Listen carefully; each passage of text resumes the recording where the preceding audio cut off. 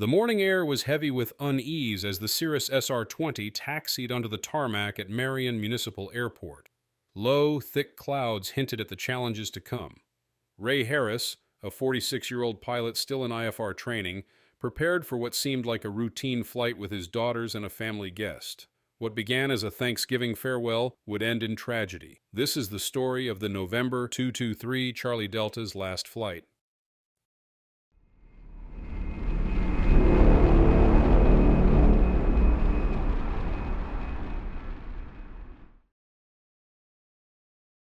The pilot on that day was Ray Harris, a 46-year-old resident of Marion, Indiana. He was flying with his two daughters, Ramie and Shey, and Shey's boyfriend, Chris Backus. Ramie, 21, was a junior at Wheaton College, and the purpose of the flight was to return her to campus after spending Thanksgiving with family, her younger sister Shey, 20, and Chris, 22, who was from Eau Claire, Wisconsin.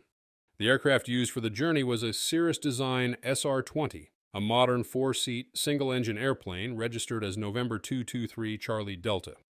On the day of the flight, weather conditions in the region presented significant challenges. IMC prevailed with low clouds and limited visibility, making navigation particularly difficult for pilots relying on visual references.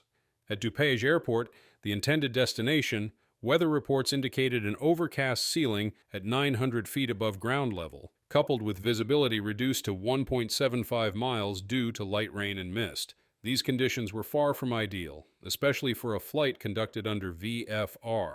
The journey began at approximately 8:30 a.m. Central Standard Time, with the aircraft departing from Marion Municipal Airport in Marion, Indiana. The planned destination was DuPage Airport in West Chicago, Illinois, located near Wheaton College, with an estimated flight time of just over an hour.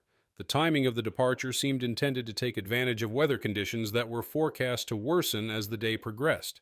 The flight was a mix of practicality and family priorities, with Harris trying to get his daughter back to school while also planning to head back home to Indiana the same day. The initial forecast for the Chicago area predicted marginal VFR conditions with broken clouds at 2,500 feet, overcast at 3,500 feet, and visibility of 6 miles. However, 45 minutes into the flight, an updated forecast revised the weather to significantly worse conditions, an overcast ceiling at 800 feet and visibility reduced to 5 miles in rain and mist. It remains unclear whether the pilot received this critical update, though he had previously discussed the weather with a certified flight instructor who noted the challenging IFR conditions. At 9:58 a.m., the pilot contacts DuPage Tower. DuPage Tower, 223 Charlie Delta. 223 Charlie Delta to Page Tower. Coming in, let me see, visual flight rules. Was wondering if we're going to be available for landing. 3 Charlie Delta, the field is IFR, say intentions. The pilot's initial call reveals uncertainty, as he seems to be reconciling his VFR intentions with the IFR reality at DuPage. He has either overlooked or misunderstood the forecast amendment showing degraded conditions. 30 seconds later, the pilot calls again. DuPage Tower, I apologize. I just flew over your field. I didn't realize it was going that fast. 3 Charlie Delta, it's IFR, say your intentions. If it's IFR, we're going to move on down. I was just checking. I went down to about 2,000 and could see pretty well, so I was going to see if you were available. 1 Charlie Delta, do you want to land at DuPage? If possible, that would be wonderful. Do you have the field in sight, sir? Cirrus SR20. Yeah. Do you have the field, the DuPage Airport, in sight? Yeah, we just flew past. Okay, just make a right 180 and land 20 right, wind 20015. Right 180, 20 right. The pilot's confusion is apparent here. Despite being under VFR, he seems ill-prepared for IFR conditions, and his situational awareness is deteriorating. 2 minutes later, the pilot reports losing sight of the airport and expresses hesitation about landing at DuPage. 3 Charlie Delta, say intentions. I think I'm about tempted. Is there an airport close that has better visibility? Because I don't want to get in there and get stuck all day. 3 Charlie Delta, do you want to talk to Chicago Approach? They can help with vectors. Are you? No, I think I'm okay doing it either way, but I was just, do you have a a later report today?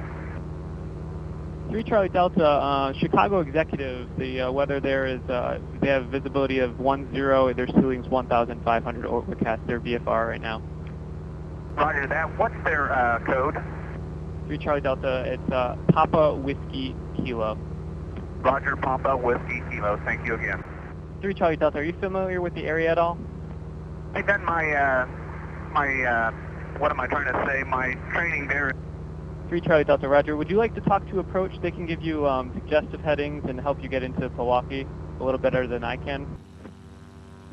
I'm still trying to decide if I want to try to land at DuPage or not. Would you think that's a good idea or not? The pilot's indecision becomes more pronounced as he vacillates between attempting to land at DuPage or diverting elsewhere.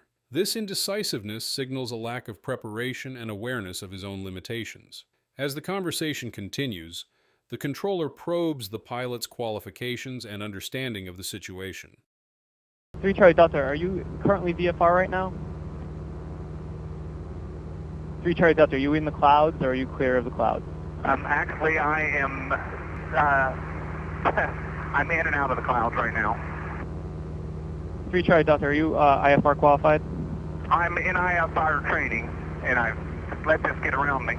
The admission that the pilot is in IFR training highlights a critical error, operating in conditions for which he is not yet qualified. At 10:08 a.m., the pilot was instructed by DuPage Tower to contact Chicago approach. The aircraft was northwest bound, flying below the Class B airspace. The pilot was expected to establish communication with Chicago approach to receive assistance, but after 5 minutes of silence, the controller initiated contact. November 233, Charlie Delta, Chicago approach. 223 Charlie Delta. We're heading out of your area and going to get to better visibility. And November 223 Charlie Delta, okay, you're just going to continue westbound VFR? Roger that. The pilot did not proactively contact Chicago approach as instructed. His delayed communication reflects poor situational awareness and a lack of urgency in addressing his worsening circumstances. Additionally, his vague plan to get to better visibility showed a lack of a concrete strategy for navigating adverse weather. And November 223, Charlie Delta, just for your information, executive is showing an overcast at 1,500 feet, Waukegan's an overcast at 1,400. You have DuPage, and I'm looking up Rockford right now for you. And Rockford is 700 feet overcast. At this point, there's no indication that the pilot is having trouble controlling the aircraft, though his somewhat confused interactions with the controller indicate that he's under considerable stress. DuPage is where we'd want to go, but it seemed like it was lower than 900 feet or 1,000 feet. Yeah, DuPage right now is showing overcast at 900 feet. Roger that. If that's the case, I think we'll just head to DuPage. DuPage is IFR. Roger that. I apologize. I was thinking it was 800 feet. Where was the closest one to CFR? And November 223 Charlie Delta, the closest one I'm showing is executive. And like I said, that's showing an overcast of 1,500 feet. Roger that. We'll head towards executive. Can you remind me of their call letters? Papa Whiskey Kilo. Roger, Papa Whiskey Kilo. The pilot's indecision and back-and-forth responses revealed his growing disorientation and inability to commit to a clear course of action. Although ATC provided updated weather information and a viable alternate airport executive, the pilot wavered, prioritizing his desire to reach DuPage over the safer option. His reliance on vague estimates of the weather, such as thinking it was 800 feet, further demonstrated his lack of preparedness. Number 77 Whiskey and climb and maintain 2,400. Roger, 2,400. We got for 77 Whiskey, we're at 2,000. Number 77 Whiskey, affirmative. 2,400 for me, please. 77 Whiskey, right up to 2,400. And I think someone else read back the 2,400. That was for 77 Whiskey only. Number 223 Charlie Delta. 223 Charlie Delta. November 3 Charlie Delta. I just want to make sure that altitude restriction was not for you. Roger, 2,400 and hold. Negative 223 Charlie Delta. That altitude was not for you, sir. Maintain VFR. The pilot mistakenly believed an altitude restriction was meant for him, leading to further confusion. His misinterpretation of ATC instructions underscored his stress and lack of situational awareness, which likely contributed to his inability to manage the flight effectively. 223 Charlie Delta, executive ATIS information. Victor is current. And let me know when you can navigate direct, and would you like flight following? At this point, I don't want to mess with the weather. I'm going to get out. I don't want to get stuck in here. Cirrus 223 Charlie Delta. Okay, so you're no longer inbound to executive? No, we've navigated out of your airspace. Cirrus 223 Charlie Delta, frequency change is approved. Roger, 223 Charlie Delta. By this stage, the pilot had entirely abandoned the plan to land at executive or seek guidance from ATC.